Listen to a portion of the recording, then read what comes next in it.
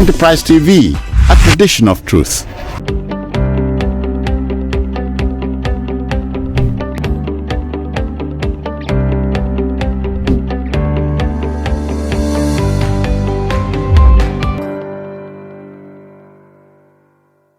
All right, if you just joined us, it's still Enterprise Morning on Enterprise TV. You're welcome back.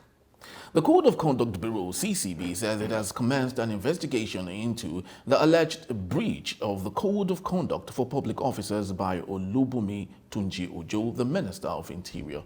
A recent leaked document showed that the New Planet Project Limited, a company founded by Tunji-Ojo, got a 438 million naira consultancy contract from the Ministry of Humanitarian Affairs and Poverty Alleviation. Denying any wrongdoing, the minister said he resigned from the company in February of 2019 when he was elected as a lawmaker in the House of Representatives. The minister, who said though he resigned from the company in 2009, he was no longer one of the directors of the company, but admitted that he is still a shareholder. With me to make a sense out of this conversation in the studios with me is Barrister Jide Ologun. He is a public affairs commentator and also a lawyer. You're welcome to Enterprise Money today, sir. Thank you very much. Thanks for giving us your time. So let's talk a bit about this trending issue. And it seems to me like public office holders in seats of authority have this issue of conflict of interest. And I can still very remember when the current Senate president, then he was the minister of Niger Delta, made this humorous phrase when he said, off the mic, okay, he was actually trying to say something, and the people who were addressing him then said, off the mic. Why? Because they felt he was indicting them. And that falls back to the issue we are talking about today. When do you think the people in authority would cease having this issue of conflict of interest, especially when they are given a leadership responsibility? Thank you very much. I believe that will be achieved when greed is dropped outside of the door into leadership. Because when you speak about conflict of interest, definitely it runs contrary to the mandate you have to come and serve the people. And in that case of Akpabio, who was invited to the National Assembly when they were probing over 800 billion fraud issue in NDDC. Yes. He started, confronting them that some of you are beneficiaries. Exactly. So when the heat was getting very hot, they commanded him to off the it's enough, don't speak further. And that tells us there is a cartel, a network of corruption against this country, and that is why it's difficult to fight. Yes. And that brings us to this Ministry of Humanitarian Affairs and Poverty Alleviation scandal. And it's so disturbing if you start from the essence of that ministry. Yes. Humanitarian affairs. So what is humanitarian?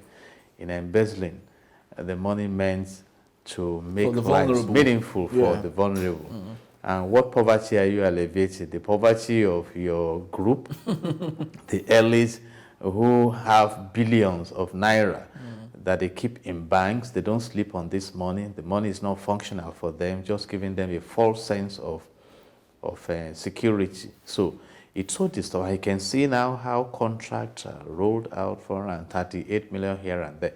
But the minister has come out to say that he has resigned as a director as far back as 2019. But I know, as a corporate affairs consultant, accredited one for that matter, that a shareholder can be a director. Okay, a shareholder can still double as a director. Exactly, and a director may not be a shareholder. And the shareholder has access to profit. The director may not have access to profit. You may just have some directors to boost the profile of your corporate organization. So when the CCB is investigating, and As a chief superintendent of police, I can tell you what investigation entails. You have to examine, you check deep, and that's what we call forensic investigations and things like that. So if we are sincere with this investigation, I can primarily observe some loopholes. It's either you jump out as both director and shareholder, because shareholder means you are sharing something. Yes. You're part of the sharing. Exactly. So, and we need to get serious about our system. These are just few instances out of a huge, avalanche of corrupt practices we have in the country. And having said that, let me bring it back also to say that we are just at the point of allegations now. And under the Nigerian Constitution, that's what we call the presumption of innocence, which says in the criminal legal arena that the allegations must be proved beyond all reasonable doubt. And of course, there are three pillars in the criminal justice ecosystem. You talk about thorough investigation, diligent prosecution, and a committed judiciary. So how far we go with this, if it's just for the government to recover money and leave them, then we may be reinforcing crime. And I'm recommending at this time, without any bias, and in the interest of sanctity and accountability in Nigeria, that this government should sit down, put the case of Ekeremadu in the UK on the table. The law must have its way. You see, and except there are consequences, you cannot prevent crime. Exactly. Because reinforcement theory in industrial psychology says that if you don't prevent a wrong, then you are reinforcing it. I read something this morning that disturbed me, that the number of people waiting to steal the resources of Nigeria are more than those who are stealing the resources. Because the perception is that no consequences. They just shout. And recently I also read that EFCC is going after some former governors, in respect of embezzlement and things like that. Yes. Even though it is reactive, it should be good if they are brought to record so that the governors there now will know that you don't do these things and go away. True. And we have seen disturbing scenarios in this country, how people walk, jump, and dance on the face of the rule of law. For instance, a former governor even printed a T-shirt and went to EFCC that I'm here. Even though the matter is in court, he has dropped part of the money. So what happens to the remaining one? It will have been put into different kinds of projects, and we are talking about poverty in Nigeria. So who should really be accountable for this? So I am advising the government of President Bola Ahmed Tinubu to be on his toes. If not, this corruption will mess up his tenure, and it will go down in record that he came to office and failed. But someone like me wants him to succeed. One thing I have discovered is that your team is very important, in helping you achieve your vision. So if his vision is to excel, he needs to be sure that he has the right team, and he should not be sentimental about it. Right now, Edu has been suspended, and there are several issues coming up. So don't cover it up politically. I mean, when the issue of Emefiele started, some people brought in sentiments of tribalism and different kinds of sentiments, but people are learning more and more now. Very, very true. Yeah. So these are issues. And Section 15, subsection 5 of the Nigerian Constitution 1999 as amended says clearly that the state shall abolish corrupt practices and abuse of office.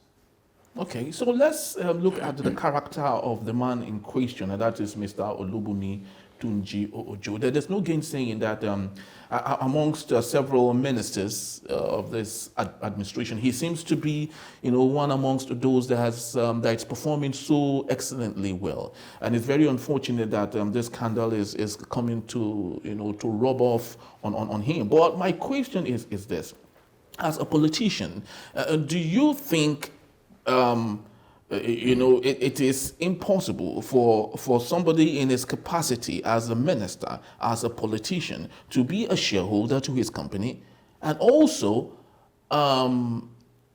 get contracts from the government of the day. But most importantly, let's mark this word, ensure that such contracts or the work that go with the contract is delivered excellently well. So where do we draw the divide between getting a contract and ensuring that such contract, if given, goes on exactly as planned?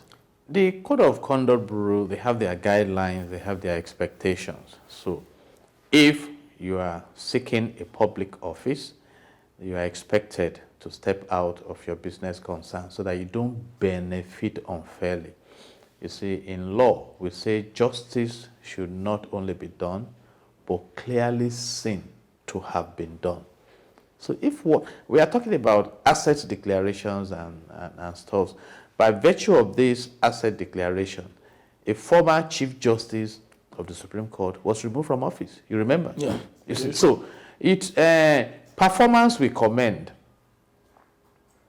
but we have issues of ethics. And let me bring this on board in trying to benchmark the UK system of legality and that of Nigeria. When the former governor of Delta State was being prosecuted in the UK, some Nigerians Nigerians went to court, to emotionally plead that he built an Olympic-sized stadium in Delta State, and the judge, after listening to them, told them clearly that my responsibility is not to assess his performance in office, but to jail him for specific crime. And he was jailed for 13 years. Has he even been prosecuted in Nigeria? So when we put, you see, in the boardroom, you talk about returns on investment. You talk about cutting down costs. As an investigator, I have embarked on a journey in this matter. What kind of consultancy does Ministry of Humanitarian Affairs and Poverty Alleviation need? Exactly. To issue contract of 438 million? Is it that you don't know the address? No, you don't know the or database, the account numbers the database of those. Of the vulnerables? Or are you going to fly them to Dubai before you give them the money? I mean, these are issues. So the system must ensure that we have a foolproof engagement of assignments. My cousin told me once that projects don't fail midway. Projects fail from the onset. Oh, okay. The concept you have put together and everything. And that is why you have strategic planning and you have the action plan steps. So Nigeria should come out of this. I have been saying it. Even if you come out to say Nigeria is poor, some Nigerians are so rich, they can set up a whole nation. Why should it be so?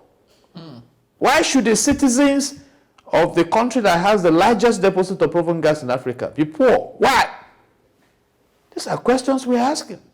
So can we say capitalism could be a part of it? I don't want to talk about nomenclature here, but I want Nigerians to have access to electricity. Are you aware that a former minister now is also being grilled for billions of naira? I mean, it's so disturbing that you don't have conscience to the extent of saying this is meant to provide meaningful lives to the people. Let me corner it. For what purpose? What is even some of our leaders cannot attend the medical facilities we have in the country. They jet out of the country. Some of them cannot keep their children in our schools. And yet you hear billions. How can it be that the one you have employed as your security leader is the one that personally removed the brain box of your SUV in the night? And that is the typology of the Accountant General of the Federation that stole billions of naira from the coffers. And he didn't do it alone. And that's why it's difficult to fight corruption. From that money, he would have settled some people in various departments and ministries and everything. This case of this Betta Edu case now, you will see DGs and different kinds of personalities that are involved. And that is why they are tracing that money to... Different. Exactly. So, you know, subject to the presumption of innocence, and that aspect of the law must also be looked into, because it's as if that bureaucratic approach is almost frustrating fighting corruption. Exactly. You know, these allegations are obvious. I mean, when people started saying Emefiele was being persecuted, but how much is dollar today? True. How much is dollar? And so the inflation rate in this country, as of today, the food inflation rate is about 33.4%. True. The general inflation rate is about 29%. So how do you cope with that? Yesterday, I needed to buy a beverage in the evening while breaking fast. And when I heard the price, I had to ask again that, did you hear me well? So the inflation is really staggering. So these are issues. So you can see the hardship in the land.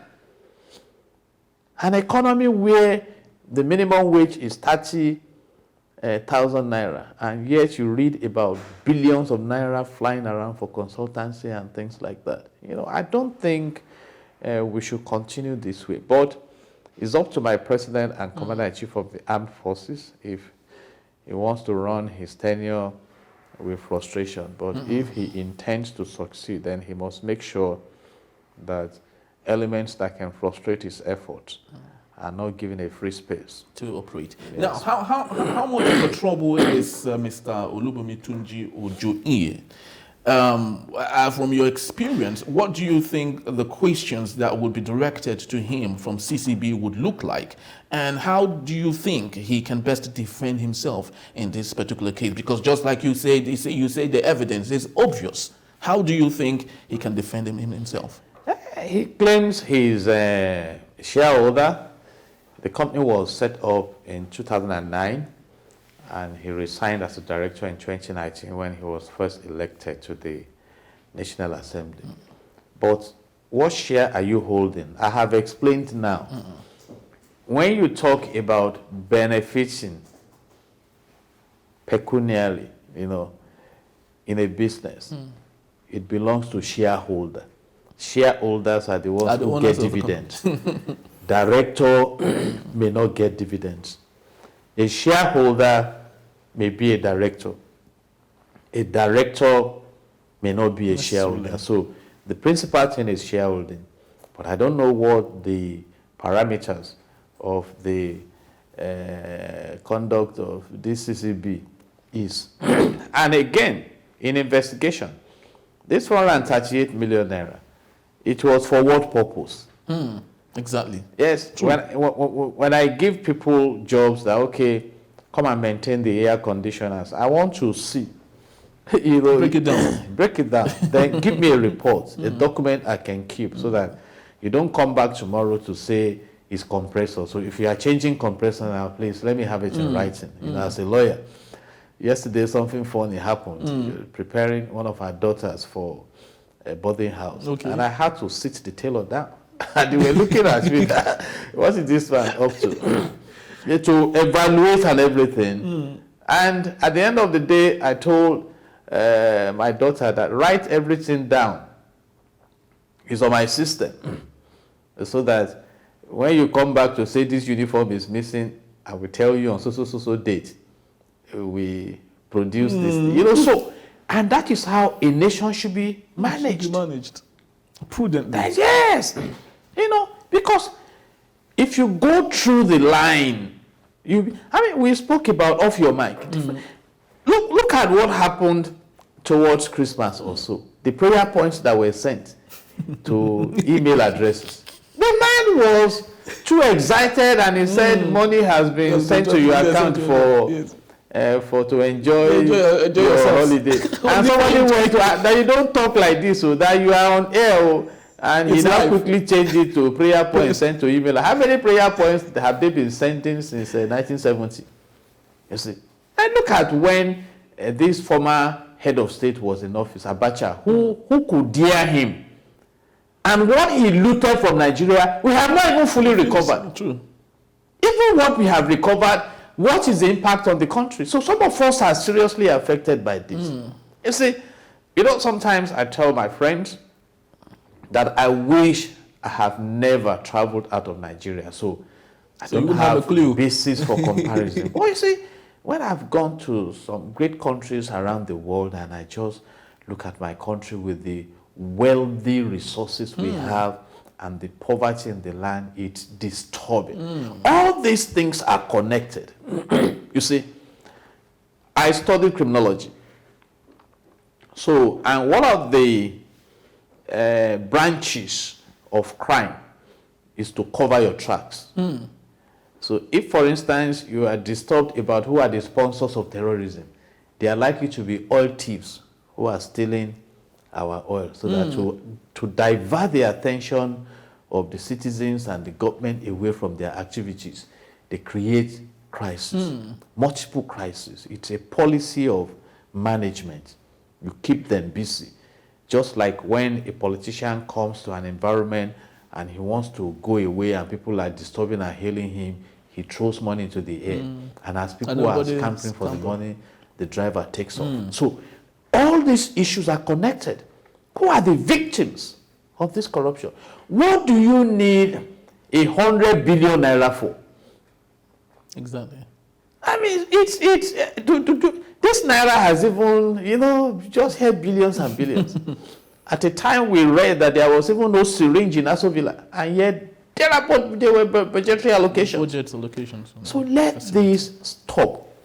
Section 14, subsection 2 of the Nigerian Constitution 1999 as amended says clearly that the security and the welfare of the citizens shall be the primary purpose of government. And I say here clearly today that the ministers, those our leaders, are well provided for. I mean, I can be quoted on that. So why the greed? When we were discussing the issue of SUV given to National Assembly members, one of them came out to say the ministers have 3. Do you know the price of an SUV? So we have about 48 ministers, conservatively, times 3. So who fuels the vehicles? Who maintains them? Who pays the drivers? We have 109 senators. Yes, they must be equipped for what they do. But look at the economic realities in the country. And that is why we have crime. That is why people are angry, people are aggressive, some people are destructive in nature. So we need to wake up as a nation. Exactly. What the assignment of government is to create commonwealth for common good. And we look forward to that season when Nigerians can say, yes, we are benefiting from the blessings of this land. So thorough investigation should be done. Consequences should be allowed. And once again, permit me to reiterate the case of Ekweremadu. For those who are into organ harvesting and human trafficking, UK is not one of the good locations. And because UK has made a statement that no, we do not tolerate this. So if our rule of law is sidetracked, we cannot fight corruption. Very true. And the rule of law says everyone, irrespective of your office, is subject to the law. And if you don't send the signals to those who are in office, you should just be, let's just go in there and get our own at the expense of national development. I like to say that Singapore left Malaysia in 1965, 5 years after Nigeria gained political independence. And today, the same Singapore is one of the best countries to live and to work in the world. So what has happened to Nigeria? You see, so we must tame this monster of greed that is bedeviling our nation. And I wish my President and Commander-in-Chief of the Armed Forces, Asiwaju Bola Ahmed Tinubu, the best, and he should make sure he scans those who are working with him. He has warned them that they must deliver. And maybe next time we may be talking about productivity quotients. It's a new theory in management. Very, very, very true. Yeah, very, very true.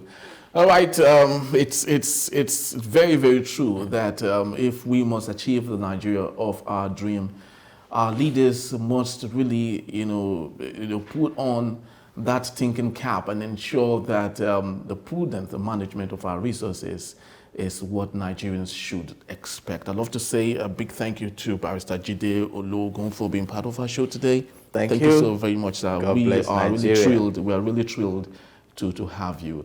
And to our audience and viewers, wherever it is you're watching from, we'd love to say thank you so very much for also being part of our show today. But please do well to visit our website at www.enterprisetvnews.com and also follow us on all our social media platforms at Enterprise TV7 and subscribe to our YouTube channel at Enterprise TV7. I am Henry Igwebuike. I'll see you tomorrow for yet another awesome time. Cheers.